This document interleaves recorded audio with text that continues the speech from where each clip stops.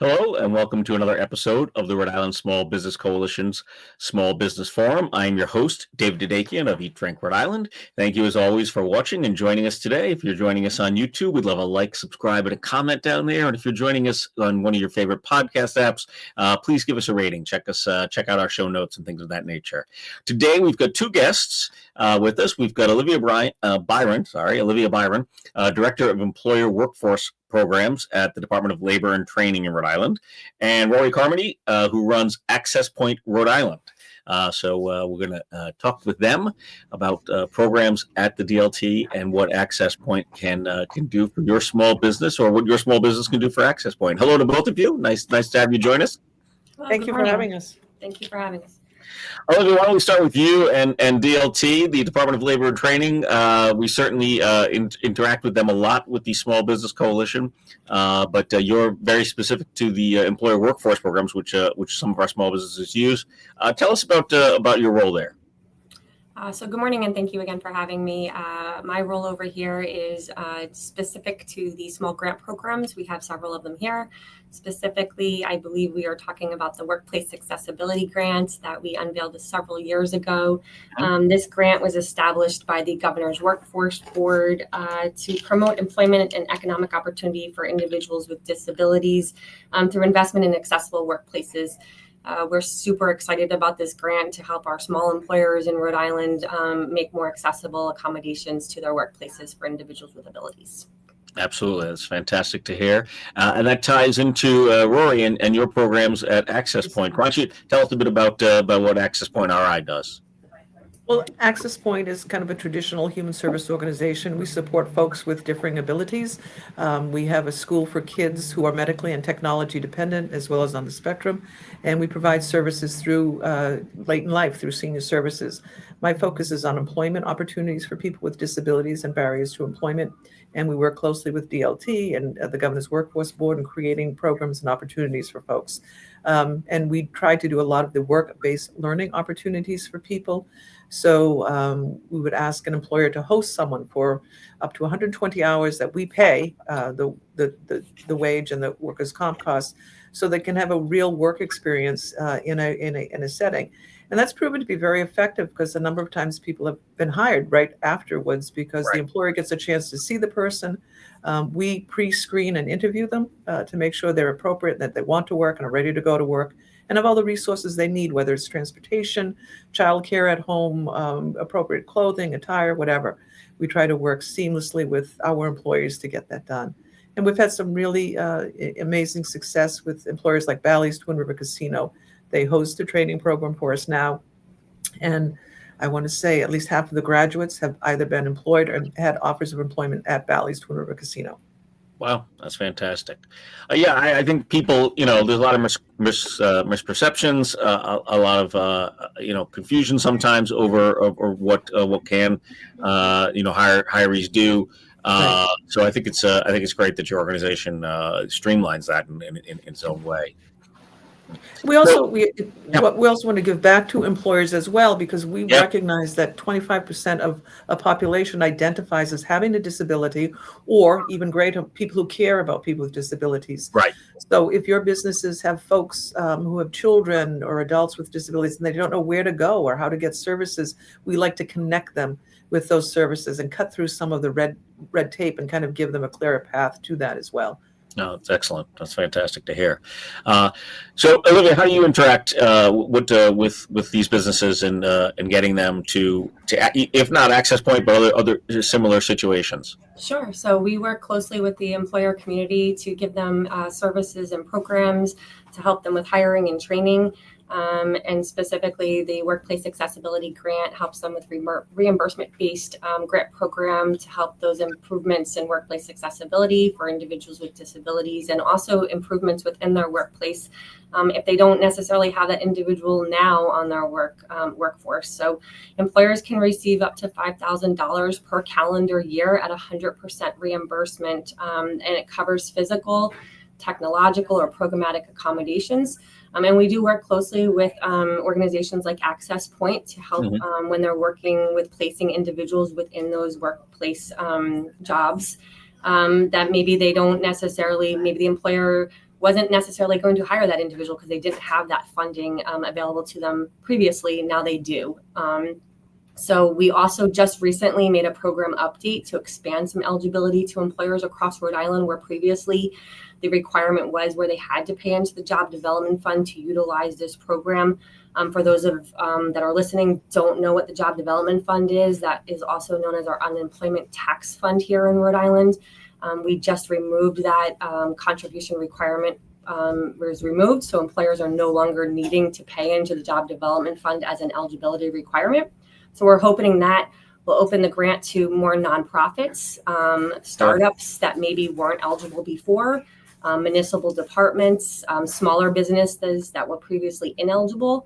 Our goal is now to allow more employers who may not have had the eligibility to participate now. So that's super exciting to us over here that we were able to make that program update, and hopefully we'll be able to help more employers make more accessibility in their workplace. Yeah, I was sometimes I'm hearing that. That's what I was thinking of. I was thinking of Rory mentioned Bally's, and they're a pretty large organization at this point. But smaller businesses definitely could use that extra bit of assistance to. I mean, it's any small business assistance to hire to begin with, and then hiring someone who's differently abled. They may need different resources, like you said, and so being able to not pay into unemployment is obviously a huge benefit. And the grant. Yeah, go ahead. And I think it's also important to think about these accommodations not always as the ones that we visually see, right? It's also the ones that are also hidden as well, like the ones that we don't necessarily always see. So these accommodations that we're paying for can be like the ones that could be like a visual alert system, maybe some signage, or maybe someone that you're hiring might need a standing desk or a computer. Not computer, I'm sorry, like a keyboard or a visual, some type of visual accommodation to their desktop. We paid for automatic doors, ramps, widening doorways, ergonomic desks, adjustable workstations. So it's important when we're having these conversations with our employer community to just think about it's not always those visual disabilities that we're looking at. It's also the hidden ones. Maybe someone might have some anxiety, or maybe there's neurodiversity that could be coming in. So just really have those more broader conversations around this particular grant that we're offering. That's an excellent point. Yeah, we've discussed accessibility on this program in the past with Tina from Ramp. On the other side of it, which is the customer side of it, which is you want your business to be accessible to more business, to more customers, but certainly you want your business to have that opportunity to employ a wide range of people as well, and that may further enhance your business. If someone's differently abled and has a good community, they may bring more people into your business. Absolutely. So Rory, I was going to, and we know that the return on investment is 10 to 1. So for every dollar an employer spends to make his or her business more accessible, the return on invest is 10 to 1. And you're right, you want your businesses to reflect your community and your customers too. And making it more accessible and welcoming, it does that. Absolutely true. I think of, just in my industry alone, farms are sometimes difficult to navigate, or restaurants, but there's certainly areas where we can make improvements and allow more people to get traffic flow and things of that nature, and or sensory, and in the case of there's too many things going on, things of that nature. Right. So wait, you're a nonprofit, correct? I am, correct. Okay. And do you have a lot of small businesses that will approach you, or how does the process work? We do. We have a lot of small businesses. We go out and we look for small businesses, particularly because they tend to be warm and welcoming and amenable to what we're talking about. And probably our best success is that small business tells another small business, and we're being able to kind of use that relationship to create other opportunities for some of the folks that we support. So I would say, although we have the big businesses, like a Bally's or Home Depot, I would say our meat and potatoes are really in those small businesses. Yeah. Well, Rhode Island is primarily, when you put them all together, Rhode Island is a major small business hub for corporations. If it was its own standalone corporation, it would be the biggest, obviously. Right. Yeah. So, Olivia, you've been at permanent labor training for how long now? I'm going on to almost my 15th year now. Wow. Yeah, it's been a long career here in all different areas. This will be my 5th year at the Governor's Workforce Board. And previous to coming to the department, I actually worked with individuals with abilities doing their IEPs and helping them get job placements. So it's definitely been a career within job development. Yeah, absolutely. So, yeah, it's a big passion of mine. That's just wonderful to hear. Tell us a little bit about our board member, Jennifer Ortiz, is on the Governor's Workforce Board. Tell us a little bit about how you interact with that. Yeah, so the Governor's Workforce Board actually has several committees. I'm looking over at the side. We have 1, 2, 3, 4, 5, 6, 8 committees. And Jennifer Ortiz is one of our lovely board members here. She actually serves on 2 of ours. She's on our full board and on, I'm drawing a blank right now on the other one, executive. She's a strong board member. She also owns a small business here in Rhode Island, and she does a lot of great work with us. And we're thrilled that she's also on the Small Business Coalition, and she does a lot of great promoting of our programs as well. She's on, I'm sorry, I'm forgetting now. She's on YPAC, which is our Youth Pathways Advisory Committee, and she's on our Strategic Investment Committee. I was going to say, anything's an acronym, yeah.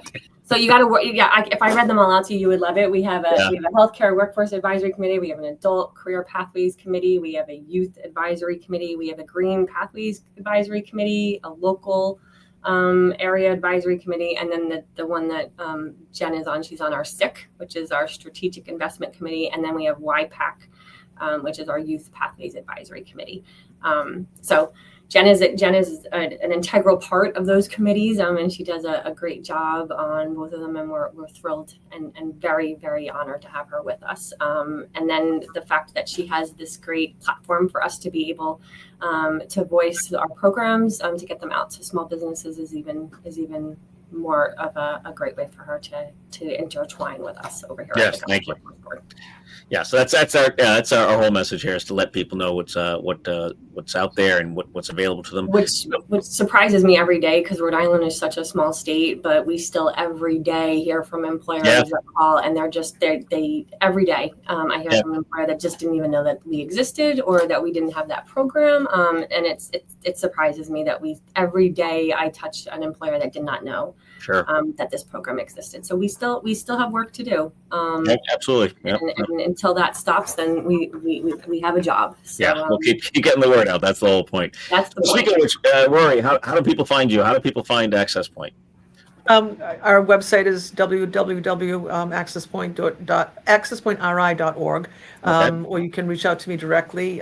My cell phone is 401-323-6368. And we're always looking for great opportunities to partner with great employers. Excellent. And what's the process? So an employer calls you up or sends you an email, and then how does it work? Usually, like I said, usually we do the door-to-door thing, kind of a warm introduction, just explaining who we are, not asking for anything, maybe asking to see what the business looks like, what people are doing in their businesses. And then if we have a candidate that we think would be a good fit, ask the employer if they would meet him or her, do an informational interview, perhaps, maybe a work-based learning opportunity for a vocational evaluation or something like that. We would support the individual, the candidate, while they're in the setting, and then try to move through that, like give the person the opportunity to acquire some of those skills firsthand. I mean, if you're going to learn about a business, that's the best place to learn is under the tutelage of the owners or the current employees. It's not through us. And then try to build that opportunity for a person, whether they stay in that location or they move on. They've got some credible work experience to add to their resume, which is really important. And a lot of our employers we use for vocational evaluations, for kids might be coming out of the high schools, for people who are looking for different types of work, things like that. Okay. So we do a lot of outreach, but we're always willing to talk to people and go out. Excellent. And what I'm sure there's a wide range of different jobs, but are there some typical types of jobs that did you see a lot of, or? We see a lot of the typical entry-level jobs, environmental services kind of things, cashier, retail, food services, hospitality, things like that. One of our grants we have with DLT is around hospitality and culinary, and that's where we have about 120 hours of that paid work experience for people. So we really look for who the employer is. Okay. You can have very different reactions from very different, employees, and it's really making that connection, because I Okay. think that personal connection is important. Yeah. And that's really how good communications and trust starts, with good communication with someone. That makes perfect sense. So how do people reach out to you for the grant program first, or do they go through an organization like Accesspoint first? How's the process usually work if you're a business looking to hire someone? So we're always willing to help and answer questions. They can reach out to me directly. All of our contact information is on the gwb.ri.gov website. The first step to take advantage of any program that the state offers where you're going to be receiving a payment back, you do have to register in the Ocean State Procures system. Right. And then that's required for all state contracts. And then if they have questions, they're more than happy to email me directly. They can email us at the GWB email address, or we do have a direct email out there. But the first step is to register with Ocean State Procurement, and then they would put in a application. Most of the time, all of our applications are reviewed, and you get a decision within 2 weeks tops, which is usually within 24 to 48 hours. But we give that 2-week time period. And you get an email notification with a contract and next steps within that time period. Excellent. And then do the funds go directly to the business, and then that's great. So it's how you're registered in Ocean State Procurement. You can either receive it as a check back in the Ocean State Procures to the address listed, or you can have a direct deposit. And I will also, anybody can call me directly. My direct line is 401-256-3423. And my email is olivia.byron@dlt.ri.gov. Excellent. Well, thank you both very much for your time. I really loved hearing all of this. This is a great information. Is there anything, Rory, anything you want to add before you get going? Yes, actually, I would love to pick your brain and the brains of your membership. We have had an opportunity where a gentleman wants to move away from a small biscotti business. I know Olivia knows the story. I've been working on this for almost a year. His family doesn't want to take on the business. It's not a big business, and we're trying to figure out if we could do it as an affirmative small business, hiring people with and without disabilities to move it forward. We know what we don't know, and we don't know about baking biscottis. But if there's someone, I know. But if there's someone out there who has some time and would like to give us some pointers, we would love your assistance. All right. Well, that's good to know. I will certainly share that. I mean, anyone watching or listening right now, if you have that ability, we'll be linking up everyone's contact information and everything here on the in the show notes. I'll certainly, I can think of a couple people that I could probably reach out to and see if they're interested. Okay. It's a unique market there. It's very unique. Fine. Yeah, absolutely. But it's a great market for the individuals that you support, Rory. So it absolutely is. Yeah. And the labeling, I should say the nutritional labeling is all worked out, and the packaging is all worked out, if that makes it a little more. Okay. That's good to know. All right. Good. Very nice. All right. Well, hopefully we can make a connection through the Small Business Coalition. Thank you. Excellent. Thank you so much. Oh, our pleasure. Olivia, anything you want to add before we get going? No, I'm just super excited for this opportunity. And please, anybody who has questions, not specifically about even the workplace accessibility grant, but if there's anything we can assist you with any of our other hiring or training or programs, please feel free to reach out to me anytime. I'm always happy to help. And again, my number is 401-256-3423. All right. Thank you. So that's Olivia Byron, Director of Employer Workforce Programs at the Rhode Island Department of Labor and Training. Sorry, it's a bit of a mouthful. I got it all out there. Olivia Byron, thank you. And Rory Carmody, who runs Accesspoint Rhode Island. And we'll, like I said, link up all that information down below there. Thank you, as always, for watching, and take care.